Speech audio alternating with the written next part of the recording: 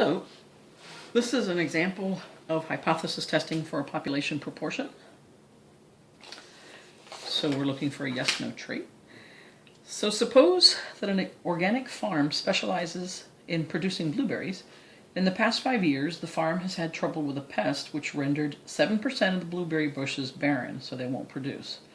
The farm experiments with a new organic pesticide and wants to determine if there's a change in the percent of blueberry bushes that are barren. The farm randomly checks 600 blueberry bushes and finds that 5.5% are barren. Is this evidence that there is a change in the percent of barren blueberry bushes because of the new organic pesticide? Okay. So the trait here is whether a blueberry bush is barren or not. So when you look at one specific bush, you either write yes or no, this bush is barren or not. It's not producing or it is producing. Now, the population are the blueberry bushes in this organic farm. And so far, 7% is percent of all the blueberry bushes that are barren. Now, we're doing a sample size of 600. And our p-hat, our sample proportion, is already 5.5%. And notice that a lot of times in problems they'll say this many out of 600 are barren. That's not what they did this time. They gave us the percent outright. So I don't have to divide this by 600. It's already a percent. Okay. Now, the word that we're looking for to know how to write our alternative sentence is this word right here, change. When you see the words change or different from, that means you're looking at a hypothesis test which has a not equal to. Okay. Now, so in my info box, I would write P equals 0.07. It's kind of interesting. N is 600 and P hat is 0.055. Okay, all right, so let's go ahead and start our hypotheses. So here I would write, P equals 0.07 versus P is not equal to 0.07. So again here, this is the percent of all the blueberry bushes in this organic farm that are barren is equal to 7%, or the percent of all the blueberry bushes in this organic farm that are barren is different from, or is changed from 0.07. Okay. So here I'll write the alternative, right? The percent or proportion of the population, so blueberry bushes, understood at this organic farm that are barren, that have the trait, is different from, right here, it's different from 7%. Okay? And the only time I use percent is in my sentences. All the rest of the times, anytime I'm doing any calculations or anything, it's always decimal. All right, so let's go into our conditions. Now, I'm not sure, since it looks like it's a pest that's creating this problem, I'm not sure that you could say that one blueberry bush being barren isn't going to affect another for independence, because it could be that one is infected with the pest and then soon the pest will travel right to the next one. So I wouldn't want to use that. I would just go ahead and start with the 10% rule and say that 600 is less than 10% of all the blueberry bushes.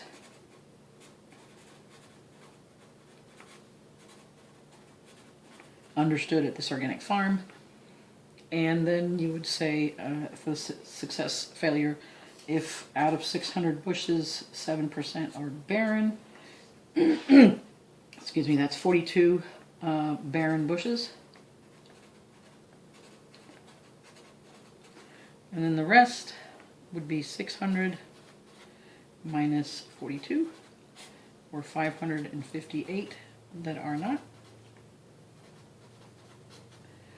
And by the way, of course, you have to write this is greater than or equal to 10. Sorry about that. That's part of the theory. That's actually necessary to show this calculation, the multiplication, the number you get, so how you got this number. And then what is it that this number is telling you? It's telling you that those are the ones that have the trait, the S trait, and that's at least 10. and then here that are not, that's at least 10. So you're doing the same thing here. Showing how you got the number, showing what trait it is, and then it's more than 10. That's all part of the theory. And then this was randomized. So they randomly check for the 600 bushes. All right, so that's good. We're there. So that allows us to say, I know how my samples are going to behave. How are they going to behave? They're going to cluster around or pile up around 0.07, right? In a normal distribution. So here are my p-hats, right? I have a p-hat, that kind of thing. If I were to take thousands and thousands of samples, that's what I would have. And the sample proportions would spread out by this formula, right? Square root of p, 1 minus p over n. In our case, that's going to be square root of 0.07, 1 minus 0.07 over 600. Okay? And that's about 0.0104. Again, I go a little bit more precisely. If you're in my online class, you may have to go as maybe even 6 decimals. But for my face-to-face classes, 0.01. So anywhere I'm using 0.01, online is going to use much more precision here. But so now I like to get an idea of what does this look like. So my standard deviation, I'm going to add it 3 times. So 0.08, 0.09, 0.01, and here 0.06, 0.05, 0.04. So again, what this is telling me, and the reason I like to round a little, is that I don't get so confused with so many decimal places, is that if indeed the percent of all blueberry bushes that are barren even after the new pesticide is still 7%, it hasn't changed, then I would expect to see about 68% of my samples would show that between 6 and 8% of the blueberry bushes in those samples are barren. 95% of my samples would show that about 5 to 9% of the blueberry bushes are barren, and so on and so forth, using the empirical rule. Okay. Now, we test this using our sample. So this is what my model, right? So what I'm thinking, but then I have to go out into reality and actually test it. Is this true or not? So here's my sample proportion, 5.5%, so 0.055. So 0.055 is going to be somewhere here. Right about here. And then when you have a not equal to, how do you know what direction to shade? You shade away from the mean, so toward the tail. So here's the mean. If my sample, essentially that's the same thing as saying if my sample falls to the left, shade to the left. If I had a sample and it had fallen to the right, shade to the right. But essentially I'm shading away from the mean. Okay. Now, so there's my sample proportion. I know how to shade. So now I'm ready to actually test my hypothesis. That means find my p-value, right? That's basically find my p-value. And we're already set up, so we know that we want to know what's the probability of getting this sample if this null is true, because that's my null. All right, so I'm going to do z-score normal CDF. So how far is my sample from the mean over the standard deviation? So I'm going to have how far is 0.055 from 0.07 standardized. Now here I'll probably use 0.104 just for kicks. Negative 1.44231. So my z-score is that. Now let's see if that makes sense. Here's my sample. How far is it from the mean? It's 1 and looks like almost 1.5. But of course we're more precise, so that's about right. And it's to the left of the mean, so it's negative. Oh, that's all looking good. Now I'm going to, because I shaded to the left, I'm going to go from negative infinity to here. So negative 100 standard deviations to that z-score. Again, I do not use z-tables. I use normal CDF. So from negative 100 to negative 1.44231, and I get 0.0746. Well, actually 1. I guess I'm doing this more precisely for the online students. So now at this point, here's a very important difference in the other, when I had greater than or less than, this was my p-value, I was done. Because I have a not equal to, what I am essentially interested in is not just one direction, but 2. So as before, if this had been strictly a less than, that's the only side I cared about, less than. If this had been a greater than, I would have shaded to the right, and that's all I cared about. But not equal to means I just care, is there a difference?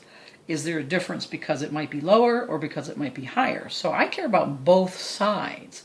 So there's an assumption that what happens is, regardless of what sample I get, so I got one here that was lower, there's an assumption that I could have gotten that sample the same distance away, but in the other direction, over here, right?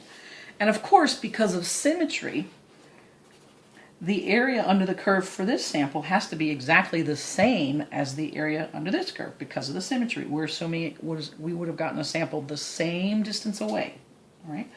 So essentially, every time rather than finding this z-score, which of course will be the same, will be positive, and then going through normal CDF, why go through all that when it's the same area, it's the same p-value? So I just double it, all right? Now, so this is a very important difference in finding the p-value when you have a not equal to. This is the whole reason I'm doing that, is because I have a not equal to in my alternative. And how did I know I had a not equal to? The words change or different from. You could just change or different from. That's usually how they'll ask the question. If you see that, then you know you have to have a not equal to, and then that means you shade away from the mean for your sample, and then you have to assume you could have found a sample the same distance away, which means that you're really just doubling what comes out of normal CDF, right? Or your z-table if you're using it. And now that's going to be your p-value, so 0.14922. This is my p-value. Okay? Now I proceed just like I did before. So almost everything's the same except those few differences. Change or different from are the words. You use the not equal to, and you double what comes out of your normal CDF. All right? So now I have 14.9, let's say 15, right, percent. So my p-value is 15%, and compared to 5%, it's what? Much greater. So what we're saying is, how did my model do? Did it predict what was going to happen at a high rate? Yes, very high, much higher than 5%. Statistically, 5% really is a cutoff. Anything higher than that, you're saying your model is good enough. It predicted what was going to happen at a high enough rate. So if it did that, the model is good enough. It could be true. So again, if this could be true, what's not true? The alternative is not true. All right? So when I go to write my sentence, if I don't think the alternative is true, and these are my only two choices in how I write my sentence, if I think the alternative is not true or not likely, then I would not say there's strong evidence. I would say there's not enough evidence the alternative is true. That's the one I want to use. And then remember, we translated this because this has to be in context. You can't just write ha or ha or alternative. You have to write the percent of blueberry bushes that are barren is different from 7%. The percent of blueberry bushes that are barren is different from